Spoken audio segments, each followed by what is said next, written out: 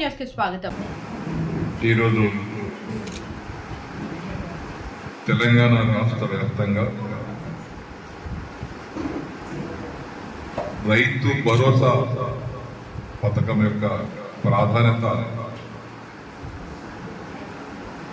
రైతులకు వివరించడానికి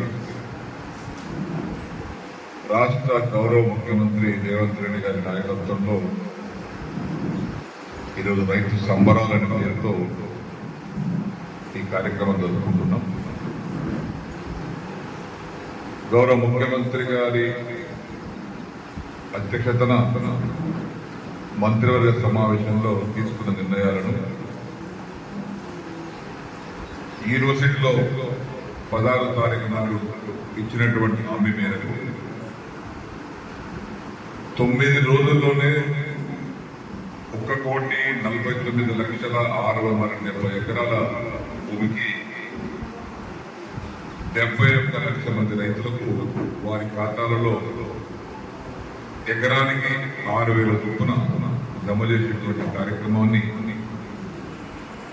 ఇచ్చిన మాట ప్రకారంగా 9 రోజులు అనుకుంటే ఖచ్చితంగా 9 రోజుల్లోనే ఈ 9,000 కోట్ల రూపాయలు ఈరోజు సాయంత్రానికి రైతాంగం ఖాతాలో జమ చేసినటువంటి సందర్భంలో రాష్ట్ర ప్రభుత్వానికి, రాష్ట్ర ముఖ్యమంత్రి గారికి, అగ్రికల్చర్ మంత్రి గారికి, రాష్ట్ర ప్రభుత్వ అధికారులకు, వ్యవసాయ శాఖ అధికారులకు, ఆర్థిక శాఖ అధికారులకు, జిల్లా కలెక్టర్లకు మా రైతాంగం తరఫున హృదయపూర్వకంగా ధన్యవాదాలు తెలియపరుచుకుంటూ ఇది ఒక మంచి కార్యక్రమం.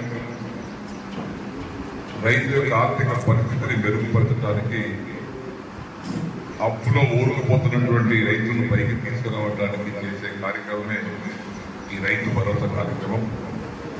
మరొకసారి ఈ 9 రోజులలో 9,000 కోట్ల రూపాయలు 71 లక్షల రైతుల ఖాతాలో జమ చేసినటువంటి సందర్భంలో రైతాంగం అందరికీ కూడా శుభాకాంక్షలు, అభినందనలు తెలియపరుచుకుంటూ రైతులు కూడా ఇప్పుడు వారు చెప్పినట్టుగా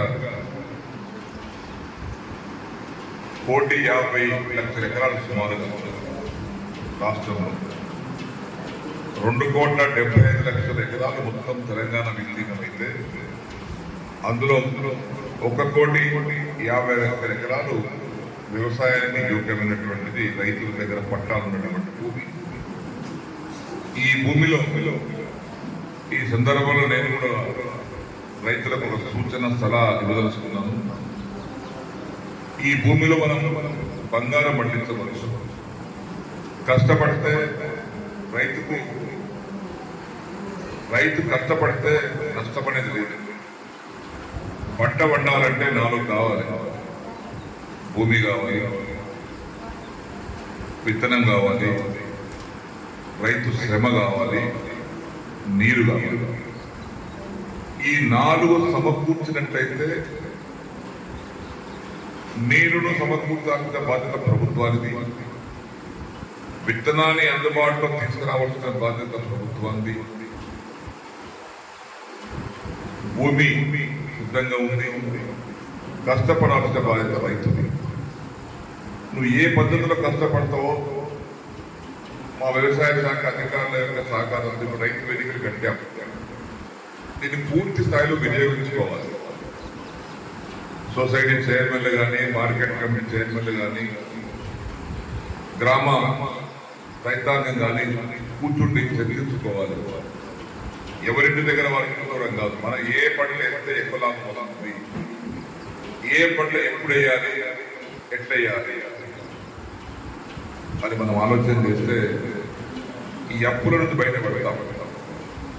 ఈ రైతు భరోసా అయినా, రైతు బంద్ అయినా ఒక ఉపశమనం, రైతుకు ఒక సహకారం. మనమే 10 మందికి అన్నం పెట్టేటువంటి స్థాయిలో ఉన్నటువంటి మనం పెట్టుబడి పెట్టేటువంటి పరిస్థితిలో ఏ పంట వేస్తే ఎక్కువ లాభం వస్తుందో ఆ వైపు మనం ఆలోచన చేస్తే తప్పనిసరిగా మన ఆర్థిక పరిస్థితి మెరుగైతుంది. మనం అప్పు తీసుకోవాల్సిన బదులు మనమే ఇతరులకిచ్చేటువంటి స్థాయికి ఎదుగుతాం. కాబట్టి పంటలను మార్పిడి చేసుకోవడం కూడా కొంత అవసరమే. సరే, మాది నిజాం సాగర్ ప్రాజెక్టు కింద ఉన్నటువంటి ప్రాంతం కాబట్టి మాకు ఖచ్చితంగా వరి పంట వేసుకోవడం తప్పితే ఇంకో మార్గం లేదు. ఏదైనా ఉంటే ఆయిల్ పామ్ చెట్టు మాత్రం పెట్టుకోవడానికి అవకాశం ఉంటుంది.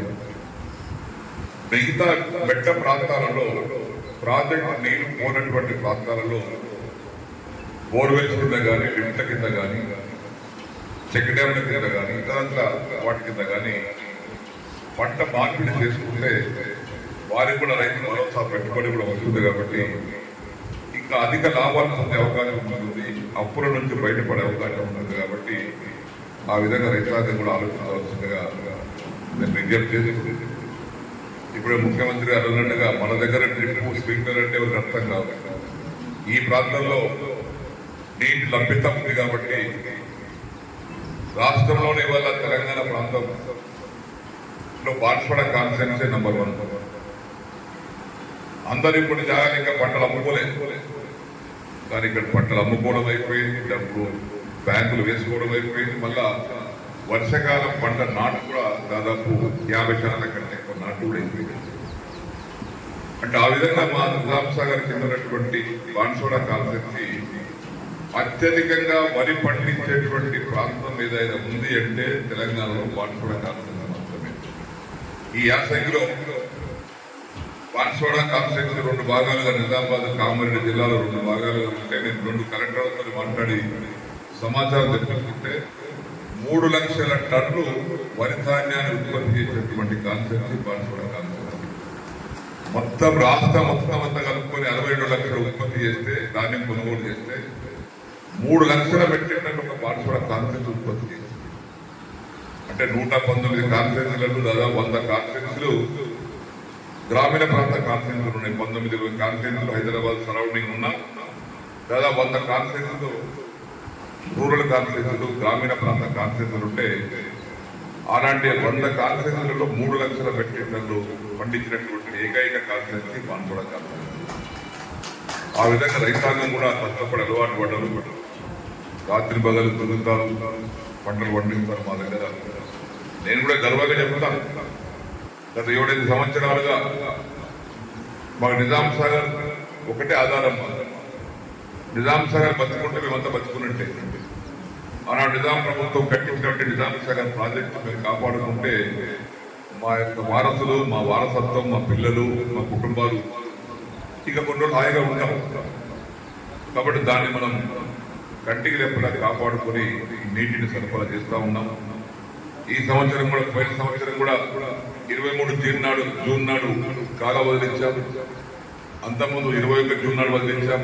అట్లా గత 7-8 సంవత్సరాలుగా రైతుల యొక్క నారుమళ్ళు పోసుకొని 35 రోజులు దాటకంటే ముందే, నారుమడి ముదిరికి పోకంటే ముందే ప్రభుత్వ అనుమతితో వెంటనే నీటిని మీద వదిలించి నాటు వేసుకున్న వారికి నాటు వేసుకోవడానికి, నారుమళ్ళు పోసుకున్న వారికి నారుమళ్ళు పోసుకోవడానికి ఇట్లా ప్రతి సంవత్సరం ఈ ప్రక్రియ కొనసాగుతూనే ఉంది. ఈ సంవత్సరం కూడా ఇంకా రైతులు ఈసారి ముందేసుకున్నారు. రోహిణి కార్తెలో నారుమళ్ళు పోసుకోవాల్సిన వారు మే 1st వీక్లో నారుమళ్ళు పోసేశారు. ఇంకా 10-15 రోజులు ముందుగానే నారుమళ్ళు పోసారు ఈ సంవత్సరం రైతులు. వారి నీళ్ళు అవసరం వచ్చి నాకు ఫోన్ చేస్తూ ఉంటే, సార్ మా నార్మల్ పెరుగుతున్నాయి, కుదిరిపోతున్నాయి, మళ్ళా నాటుకు రావు, ఎందుకంటే 35-40 రోజులు దాటితే నార్మల్ నాటుకు రాదు. ఆ విధంగా చెప్తే వెంటనే అధికారులతో మాట్లాడి నీటిని వదిలించాం. ఇప్పుడు నిజాం సాగర్ నీటి కొనసాగుతూ ఉంది. నాట్లు వేసుకునేటువంటి వారు ముందుకొచ్చి నాట్లు వేసుకుంటూ ఉన్నారు. రైతాంగం యొక్క నాట్లు పూర్తయ్యేంత వరకు ఈ నీటి విడుదల కొనసాగుతుంది. ఆ విధంగా మేము సంవత్సరానికి యాసంగి కానీ వానాకాలం కానీ ఈ నీటిని చాలా పద్ధతి ప్రకారంగా క్రమబద్ధంగా ఉంటుంది. ఎక్కడ ఉదా కాకుండా, వేచి రాకుండా అధికారులందరితో కూర్చోబెట్టి కలెక్టర్లతో మాట్లాడి ప్రభుత్వ యంత్రాంగం మనకు సమాయత్తం చేసి ఈ కార్యక్రమాన్ని కొనసాగుతూ ఉంది. మన యాసంగిల పంటలు కూడా ఎక్కడ కూడా కుంట ఎండకుండా నీరు ఇచ్చాం. ఆయకట్టు పెరిగింది, తగ్గలే. ఇంకా నిజాం సాగర్ కింద ఈ పల్లి సాగర్ వరకు గవర్నమెంట్ లెక్కల ప్రకారంగా 1,25,000 అంటారు, కానీ 1,50,000 దాటింది ఆయకట్టు అల్లిసాగర్ వరకు.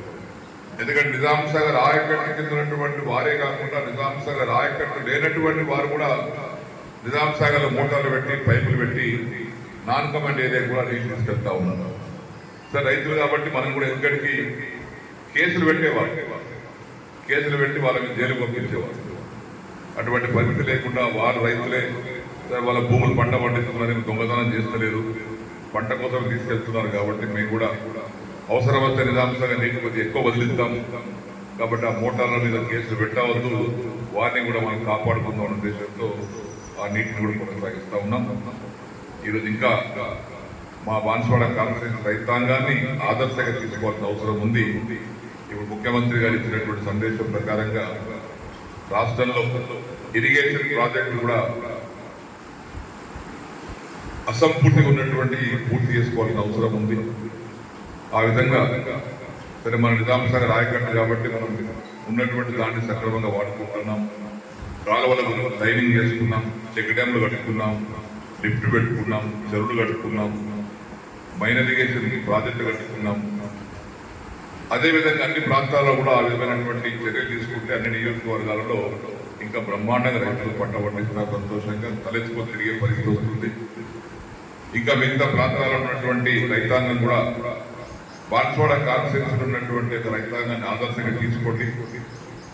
మన సంవత్సరానికి ఈ రోజు ఉన్నటువంటి రేటు ప్రకారంగా మనం యాసంగి వానకాలం కలుపుకుంటే 100 బస్తాలు పండిస్తాం. కనీసం 70 క్వింటాలు పడుతుంది సంవత్సరానికి. ఈయన 2400 రూపాయలు రేటు అనుకుంటే 1,70,000 రూపాయలు వస్తాయి సంవత్సరానికి. రైతు బోనస్ కూడా 30 క్వింటాలకు 500 కాడికి అదొక 17,500 అవుతుంది రైతు బోనస్. రైతు భరోసా 6,000 వస్తుంది ఎకరానికి. ఇవన్నీ పెట్టుబడి బోనస్ 1,70,000 నుంచి 2 లక్షల వరకు ఎకరానికి మనకు వస్తుంది. కాబట్టి ఖర్చులు పోగా 1,40,000 రూపాయలు మనకు ఎకరానికి సంవత్సరానికి మిగులుతాయి.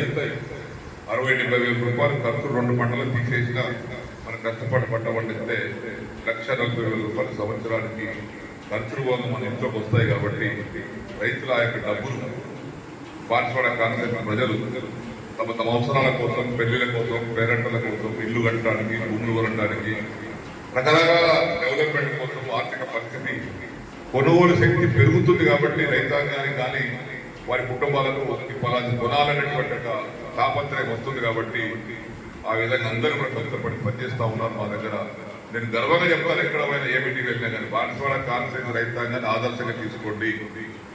నేను మినిస్టర్ ఉన్నప్పుడు కూడా అక్కడ వేరే జిల్లాలో పర్యటించినప్పుడు అడుగుతుంటున్నాను, మీరు ఎన్ని బస్తాలు పండిస్తారంటే ఎకరానికి 20 బస్తాలు పండిస్తాం సార్ అంటున్నాను. 20 బస్తాలు పండించే బదులు ఆ ఎక్కడ పండుకోండి ఎందుకు కష్టపడుతుందని చెప్పేవాళ్ళు. కాబట్టి ఆ విధమైనటువంటి పరిస్థితి నుంచి ఉత్పత్తి పెంచండి, ఉత్పాదన పెంచండి, అధిక లాభాలు పొందండి, అప్పుల నుంచి బయట పడండి.